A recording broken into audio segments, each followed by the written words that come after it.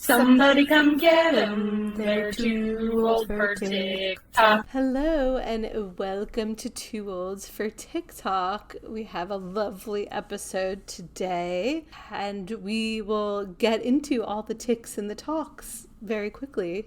But first, Catalina, how you doing? I'm well. I just had 3 vaccines in my arm, so I'm about to have a really fun evening, I think.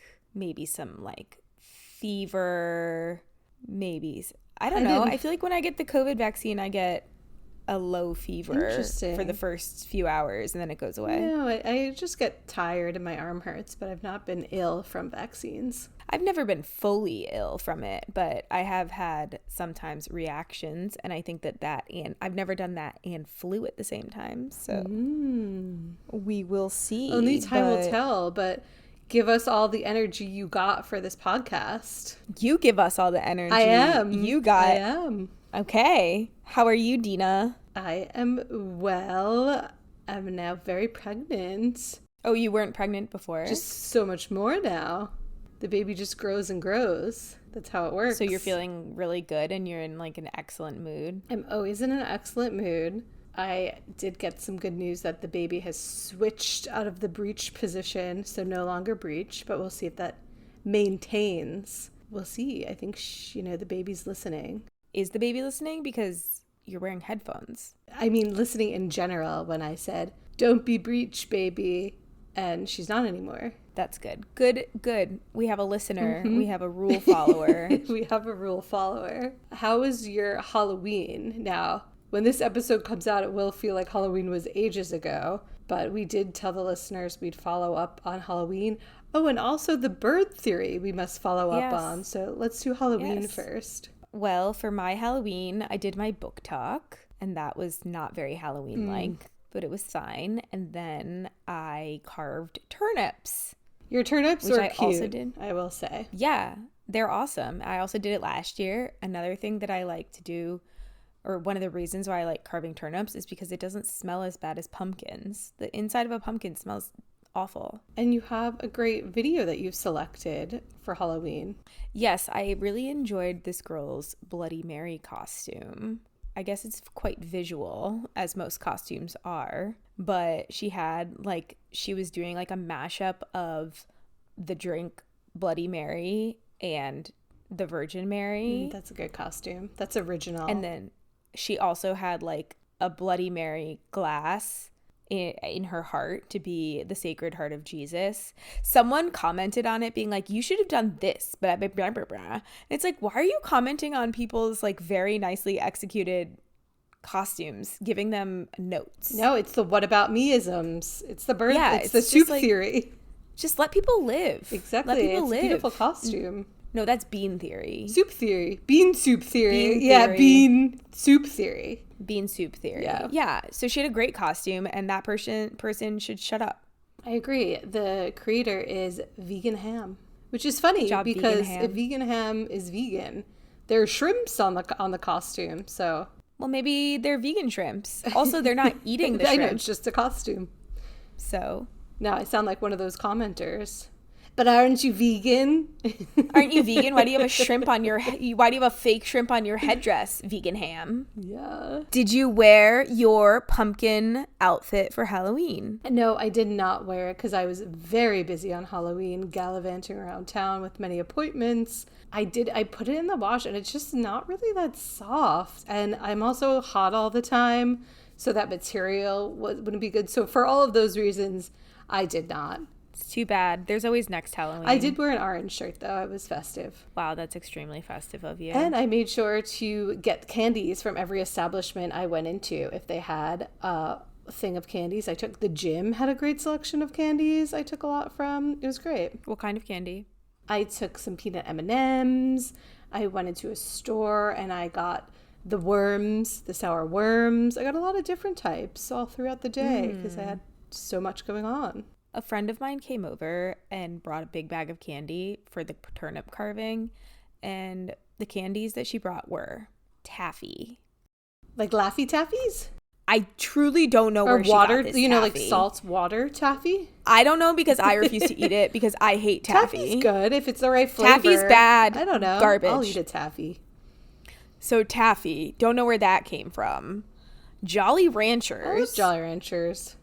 Okay. And then dark chocolate, Hershey's Kisses, and Starbursts. I was like, this is the weirdest combo. Okay, I like all of those things. So you're They're- just being a hater. I like all those candies. I just feel like Halloween candy needs to be a little bit more deluxe than like a fun that. size That feels something. Yeah. that feels like a doctor's office bowl. Okay. Well, I don't think there's anything wrong with that, but it's not. It's Well, not deluxe. you can come eat the taffy in my house would, then, you because know I'm I not would. eating it. I'm not eating it. I don't like taffy. I don't like taffy, and I don't like fudge. Okay. Now that we've gotten candy out of the way, there were great TikTok videos. So many costumes. A lot I saw were the Louvre heist people. So many Louvre heisters. And it was too much. Too many people did that. I enjoyed people who did things based on the Lily Allen Yeah, album. that was good. Yeah. I saw a Pussy Palace and a dojo. That was amazing. I saw the guy who does the Addison Rae Diet Pepsi dance dressed as Madeline, and Lily Allen herself dressed as Madeline, which I really enjoyed. Love that. So very spur of the moment because that album dropped like 2 days before Halloween. Yeah, people So are people so really pulled creative. together some costumes. Everyone's so creative. Especially on TikTok. Well, we also have to return to bird theory. Yes. So right after we finished recording last week, I was able to apply bird theory to Ben. And I simply said, I saw a bird today. And he said, what kind of bird? So he passed the bird theory test. And my answer was just like, a pigeon.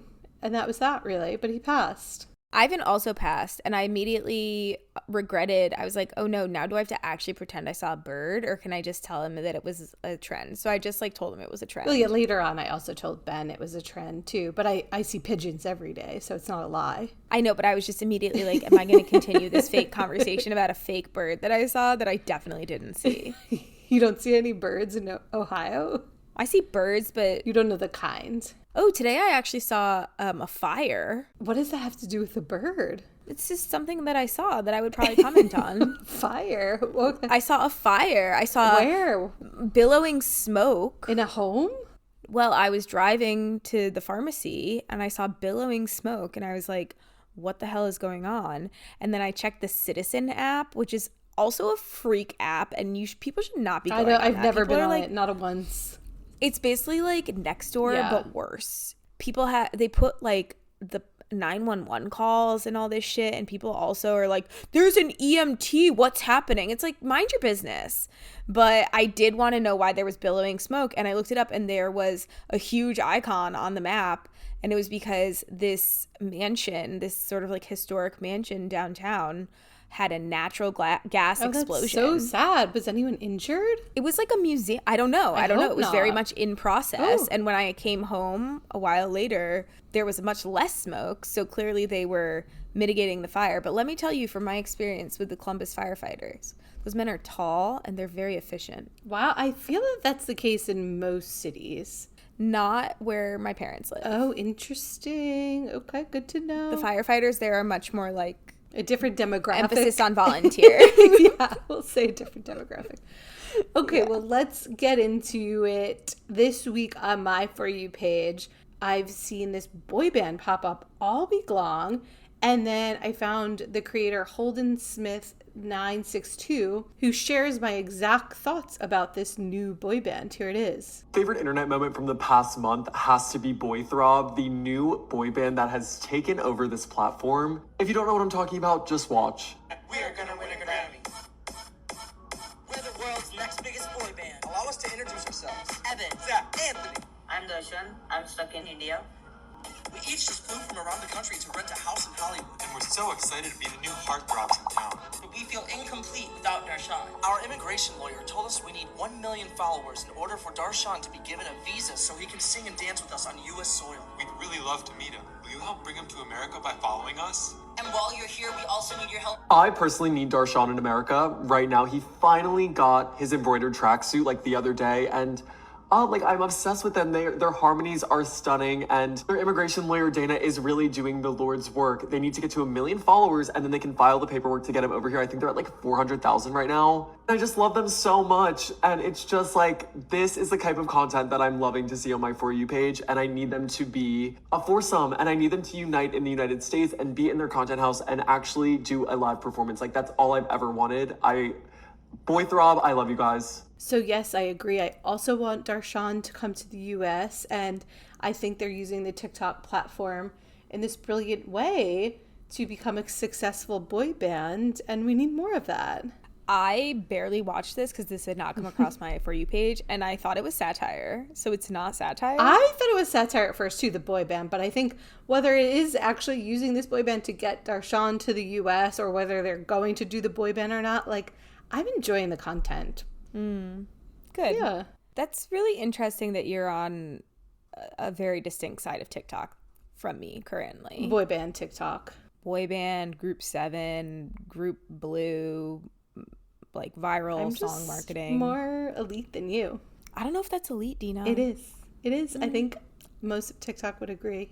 It's elite. I disagree. Let's continue. That's fine. Next, the only side of TikTok probably I'm on is Margaritaville. And we've highlighted this creator before because last Halloween, he won the Halloween costume. But I love how he explains how Margaritaville, Times Square, has changed his life. His name is MT Stores. My life changed forever when I started going to the Times Square Margaritaville. I didn't even like Jimmy Buffett before I went 4 years ago. But in those 4 short years, my life has completely changed. Some of my most cherished memories happened at the Times Square Margaritaville. I've celebrated birthdays there. I've earned 2 high-value mixology certificates.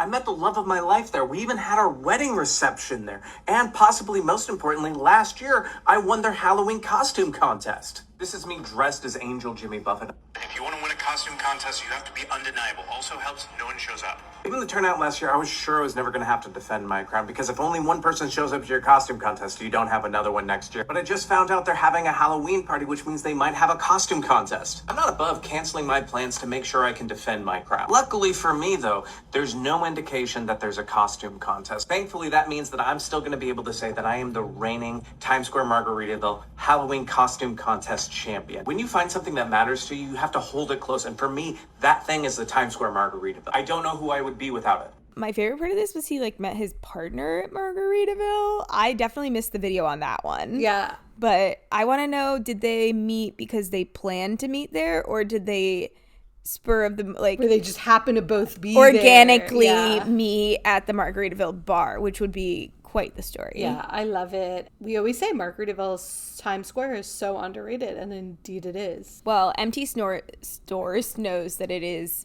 Supreme. maybe perfect because of the way that it is rated, because he is also the reigning Halloween costume champion 2 years in a row. of Margarita. Yeah.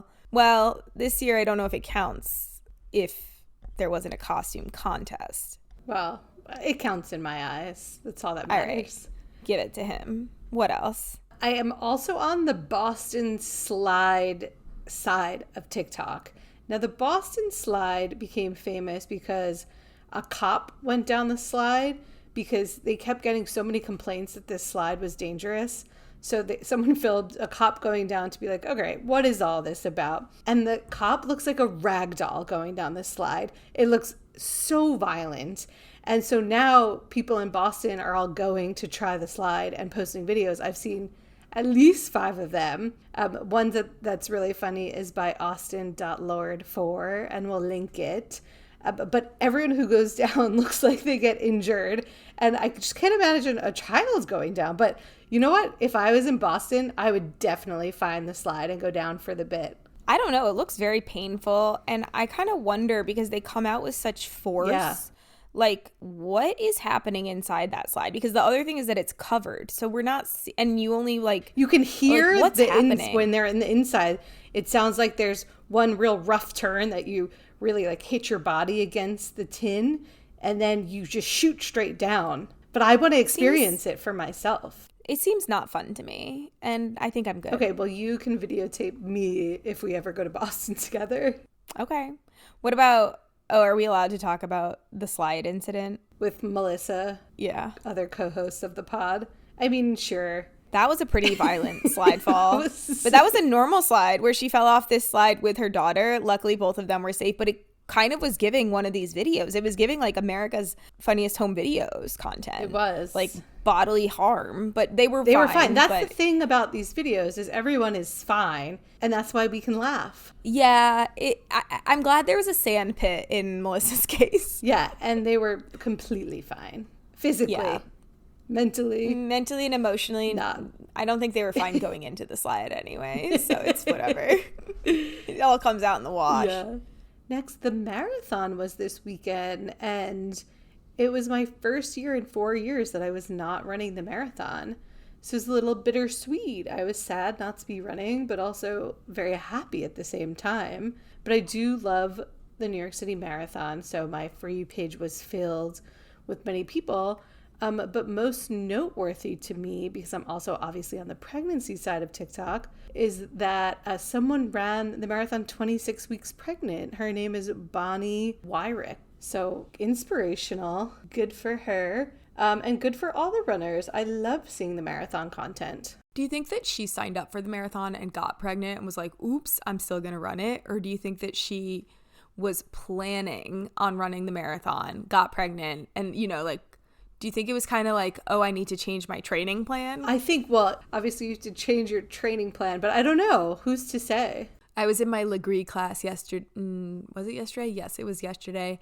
And this woman next to me was very pregnant. And afterwards, I heard her talking to the instructor, and she was like, yeah, I'm 36 weeks. And I was like, damn, when do you finish being, how many weeks is it when you come to fruition? Fruition. When does the baby come to fruition? You are considered like of term, I believe it's like 36 weeks, but like really 40 weeks. So I asked my doctor today, because I'm still working out. I was like, is it cool if I still work out? And he's like, yeah, just do it up until you can't physically anymore. Yeah, what she was saying was she was like, yeah, basically like because you have to modify so many things. Yeah. And she was like, at this point, like I just run out of ideas of what to do. Yeah, that's why And then, class is tough. Like I'm not taking classes, but I do have my personal trainer who's modifies it for me. So there's no mental work for me involved. Well, yeah, the other thing is that these classes, it's like a Legree class. It's really expensive. And then I guess it's good to be doing something. I think so. but It's good to be doing something, getting out. Yeah, but I can't imagine. I don't really know what the limitations. I know you're not supposed to twist. Yeah, the abdomen, you're not supposed to twist. You're not supposed to lay on your stomach. You shouldn't be lifting very heavy weights, but you can lift slightly heavy weights. But there's a lot you can do. I mean, you're lifting yourself, and that's a heavy weight. Why am I lifting myself? Like, as a person. Like walking around? Yeah, I'm not. Yeah, you're lifting your belly. I'm not doing a pull-up. I'm definitely not doing a pull-up. That I would consider lifting myself. Were you doing a pull-up before, though? No, it's always been one of my fitness goals I've never been able to reach. I can't do a pull-up. I think, wasn't it Ashley who was saying that chin-ups are actually more within our capacity than a pull-up? But I don't think I can do a chin-up either. Oh, I would also like to follow up on the fact that we did get a response from Ashley about the school president beef. The name Beef. Yeah, not beef with school presidency, but his name is Beef. A smear campaign was run. She confirmed a smear campaign was run against this individual based on the fact that he was not going to be a reliable person to plan our high school reunion, and he did not win. And so I did not remember that incorrectly, and I'm very proud of myself. I'm proud of you too, and thank you, Ashley, for clarifying. Although I couldn't remember whether or not he had won or not, so I guess that was kind of a critical detail. That's great. Okay, lastly for my For You page is some pregnancy content, and this video blew up. It's by creator Maddie_snacks. She's part of Sister Snacking, who we've mentioned and followed because they have great food content. But this video about her push present has blown up. I just want to say you did such an amazing job getting you and James here in one piece. And really proud of you. I got you a little push present. It's a bit unorthodox, but I hope you like it. James, you want to see what it is? Is it something I can eat? Open it up. Why is it so hard? Oh my gosh. It's a basket. Wait, this is butter. So this is 11 pounds of the best butter in the world. Wait, this is my favorite brand. A 5 kilo. That's what it says on here. Stop it. It's from Normandy, France. This is the best one. I love butter. I hate the term push present. It makes me want to die. I hate it so much. I know it's part of the same universe as like when you have a wedding and you have to have like an engagement party, like a bridal shower, who the fuck even knows what other events we can create. So now we're doing it all around pregnancy as well. I think the sentiment is nice. Can we rename it? Yeah, let's rename it. What should we? Just a present. Just give me a present. Don't call it push present. Also, what if you had a C-section? Then you have to call it like stomach surgery present. They call that going through the sunroof. You could call it a sunroof. The sunroof present. Ugh, disgusting. But yeah, a lot of butter. I wonder how they're gonna store that butter. Yeah, I was wondering that as well because there's only so much butter one could have, but I guess it lasts for a long time. Well, you can freeze butter. Oh, they might freeze some. You can also keep butter on the counter for a long time. Yeah. I don't think I would keep that much butter on the counter. Well, I think the reason this video blew up so much is because a lot of the comments were saying, wow, your husband is so great. It's actually a present for you. It's something that's very thoughtful. Are you expecting a push? What are we going to call it? A present? A PP, push present. Are you expecting a present? I am expecting 2 things at the hospital, and Ben already knows this, but other than that, I have no present expectations.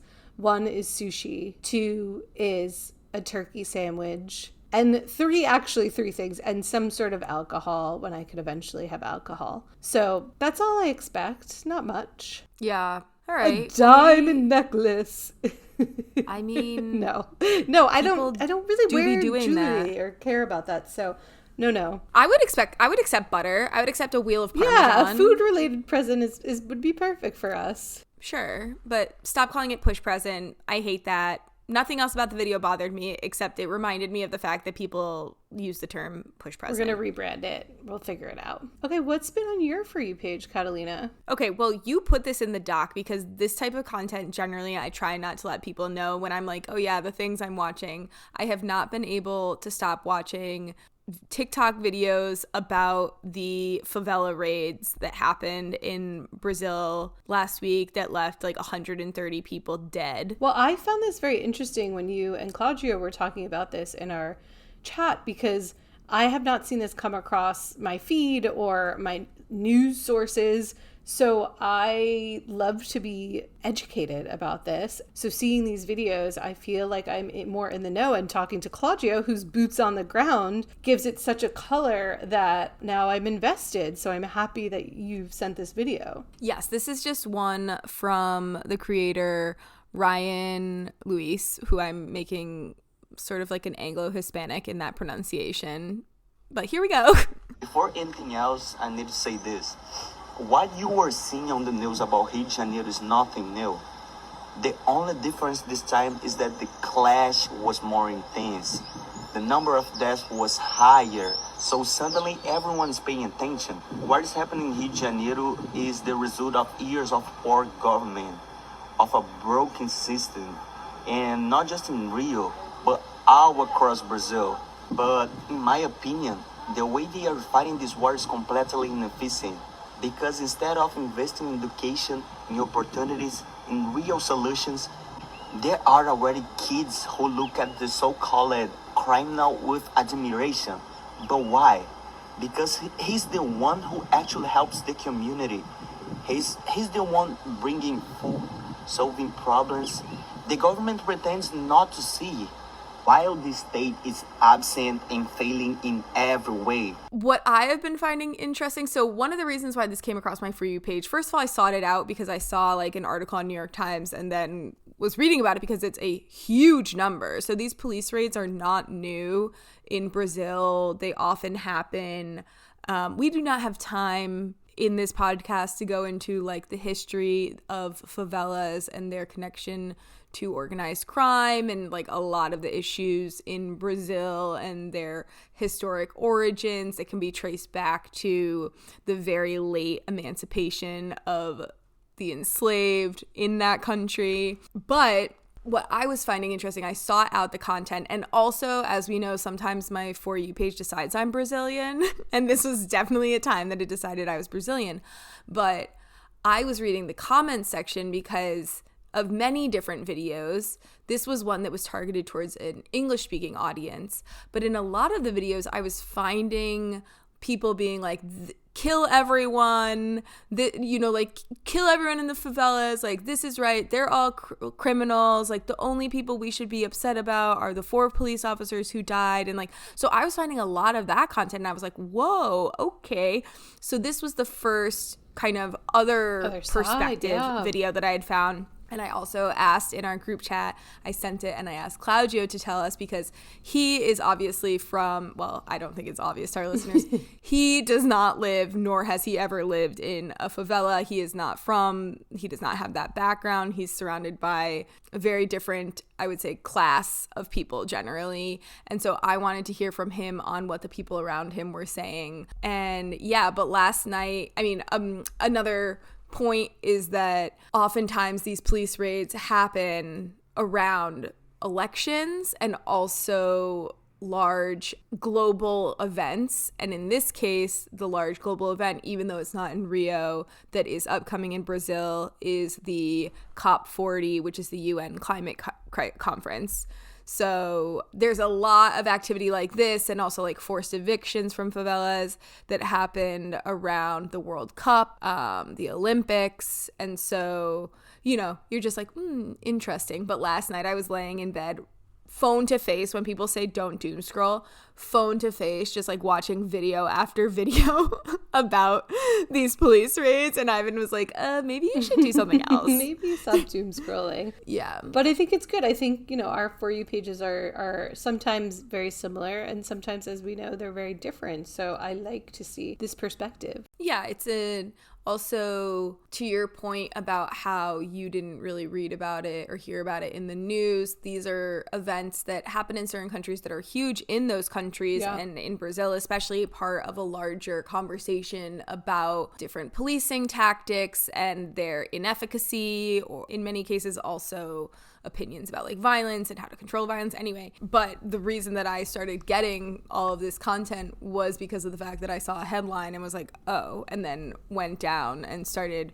reading a lot more. But I would say it's not getting a ton of attention in our country's news cycles. But if you Google it, there's tons and tons of articles on it. Yeah, no, I'll be on the lookout. So that's probably the most serious thing that I've been dealing with on my For You page. And then I've been dealing with, I guess this functions as a bridge, because this is connected to a furloughed federal worker. There was a video by CNN that I was like, is this a joke? And it was about a lawyer who works for the IRS, who was furloughed, who has started a hot dog stand. I had been batting around this particular idea for a couple of years of being a hot dog vendor. And then in June, I just decided that I had to just go for it. I got notice that I would be furloughed on October 8th. I then had time to do it full time during the week, which is what I've been doing.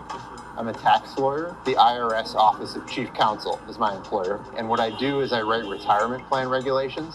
I wear a suit every day that I am vending.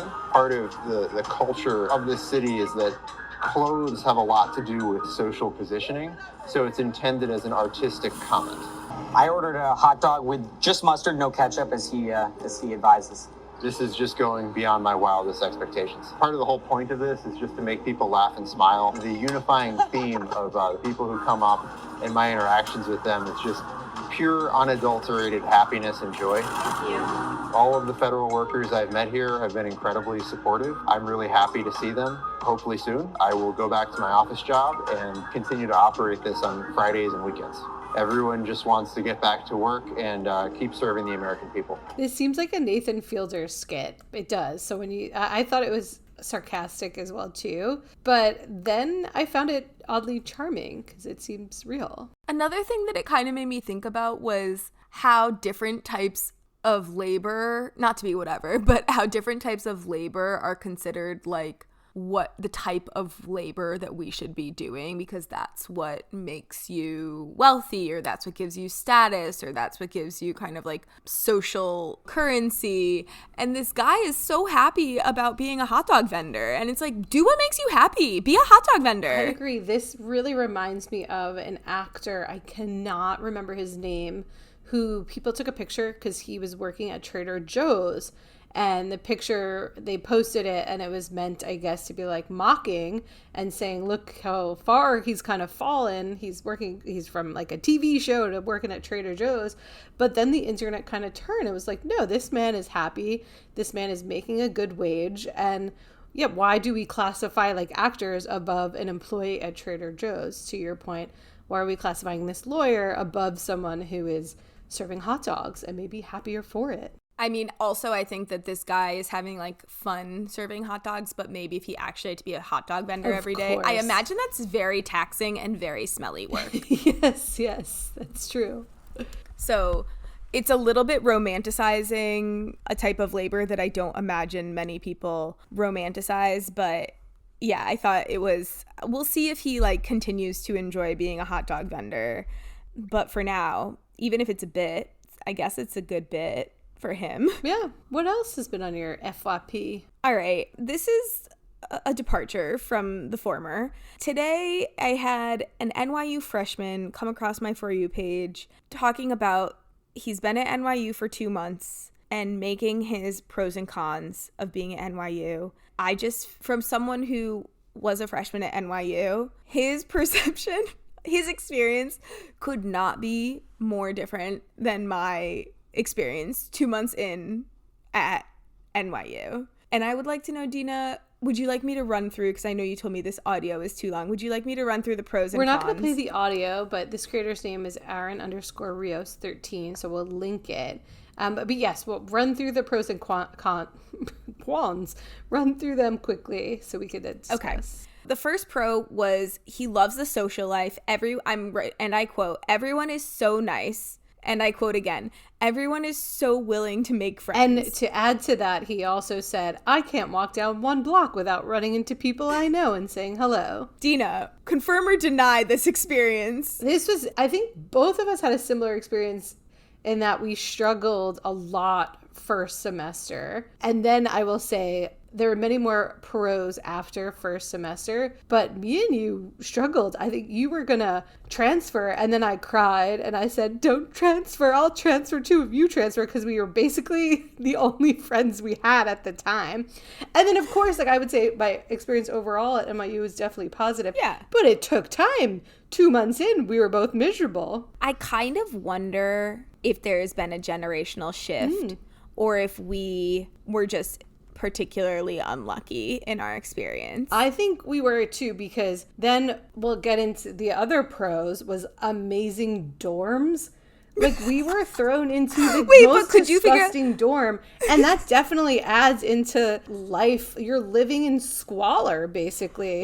We were living in a shithole. Okay, our dorm was not squalor, but I will say that there was one dorm in particular that's still around, that's on Washington Square Park, that it felt like that vibe at that dorm was very like, yeah, it was like the popular dorm. Like, we're community, like we have so many friends, blah, blah, blah. And our dorm was so far from that. We also felt as though we were really far away, even though obviously we weren't. Exactly. But this student said that I was like, do you live in Palladium? Because he said he lived on 14th Street next to Trader Joe's. It could be Carlisle. Coral?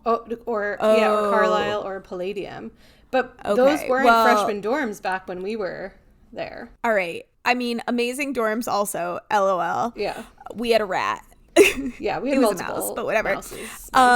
Okay, then the third pro, which made me think of those girls that we ran into at the Taco Bell at 4 a.m, was he was saying one of the pros is living in New York City, obviously, and the NYU network, and he just kept talking about networking. I would agree with that. This is wait, you would agree that it was good networking? Yes. But were you actively thinking about networking as a freshman? Yes, I was. I had like an internship as a freshman. I was actively thinking about similar to him. I guess I wasn't, and maybe that was because I wasn't like trying to go into a field that I felt like, well, I had no idea what the hell I wanted to do. Yeah. But this for me was a little bit more pointing to generational shift, because I felt like we got that from those girls as well when we met them. And I was like, wow, you like really want to network and make connections. And I'm like, I don't think that I was on the ball in that way when I was a freshman. Yeah. But that also to me indicates the caliber of student or the like type of student that NYU now accepts when it has become like such a more difficult to get into school, that maybe that also has a correlation to the level of networking that students are aware of. Yeah, but no, I think we differed there because I did go into it, and I think even from like first semester I was trying to network. The work hard, play hard, sure. I also do think that like partying during the week for me in my experience wasn't a huge experience. Yeah, it was just Thursday, Friday, Saturday. Like strictly Thursday, Friday, Saturday. Yeah.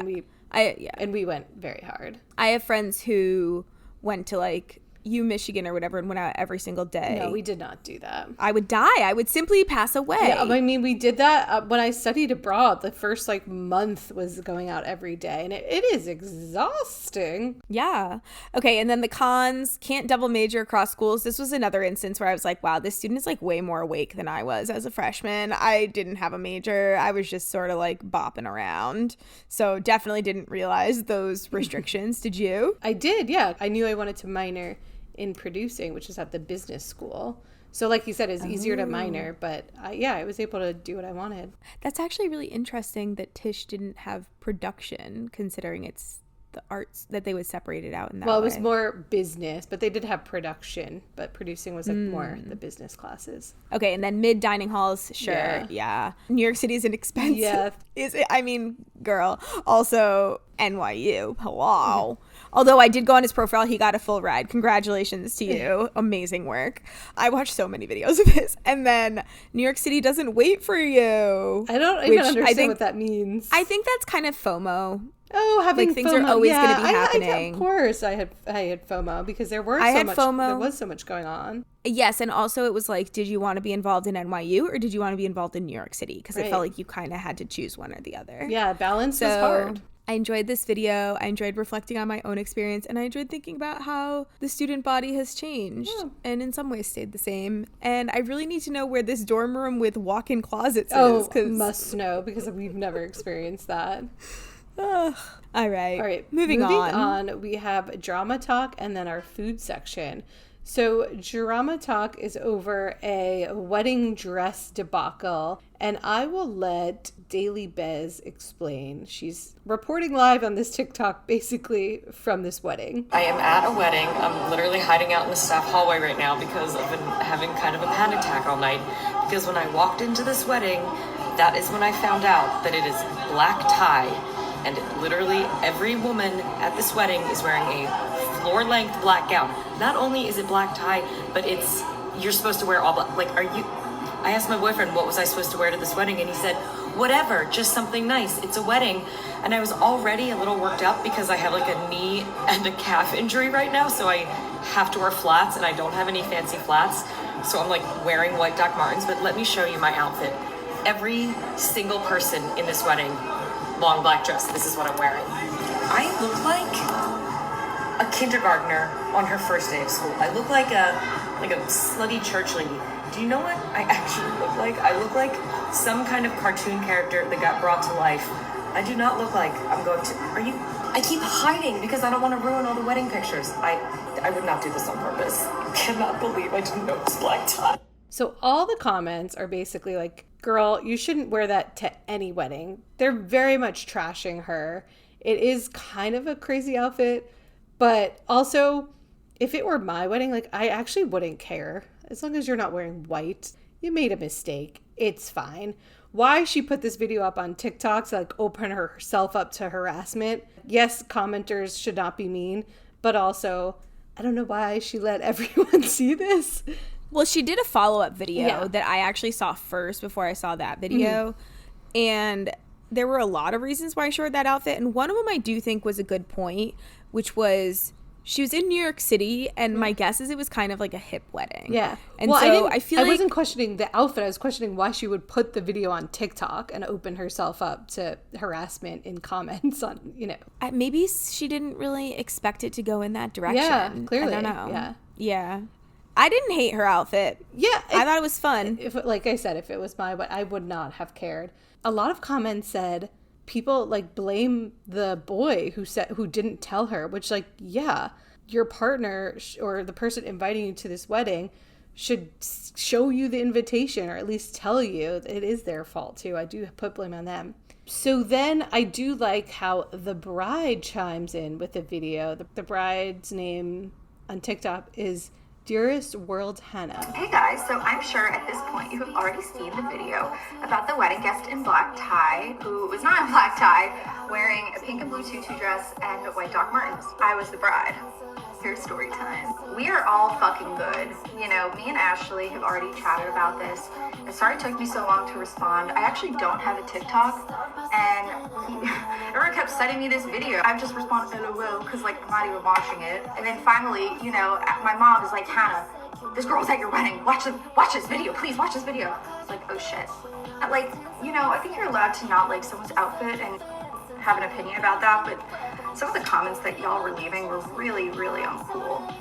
I was cyberbullied like 3 or 4 years ago on the day that I had to put my cat down. Legitimately, still, that is like why I deleted TikTok, like fully. Still have war flashbacks thinking about that. I do think we should have a, you know, moment of compassion and really think about like what we're saying on the internet to people. So yeah, moral of the story, she doesn't think it's that deep either, and she's shocked that her wedding has gone viral. Like, I can't imagine your wedding going viral over something like this. I'm also thinking about like the last black tie. Was your wedding black tie? It was black tie optional, similar to what this girl's wedding was.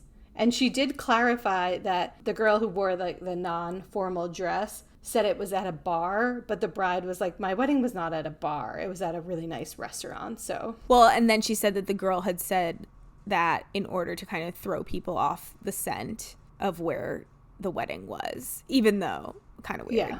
But whatever. But I'm just thinking, if someone, the difference between your wedding and this girl's wedding was that all the women were asked to wear black. And so your wedding, at least, there was like diversity in the colors and styles of dresses. Yeah. So if someone were to wear this outfit at my wedding, she wouldn't have stood out as much. No, for sure not, because it would have mostly been like, oh, I guess she's not very formal. Right. It's just like super casual, but you know, whatever. But the other thing that in my experience attending weddings, and maybe if I went to like an extremely fancy wedding, it would be different. No one follows the dress code ever. People follow it to a point. I wouldn't say no one. Most of the weddings I've been to, there's usually like only 1 or 2 people who don't follow a dress code. Okay, maybe it's more that people interpret dress codes in wildly different manners. Yeah. Like at this wedding that I just went to, my cousin's wedding, I feel like people are dressed for very different events. What was the dress code on the invitation for your cousin's wedding, though? I think it was like semi-formal or something. Okay. Cocktail. I can't remember. Right.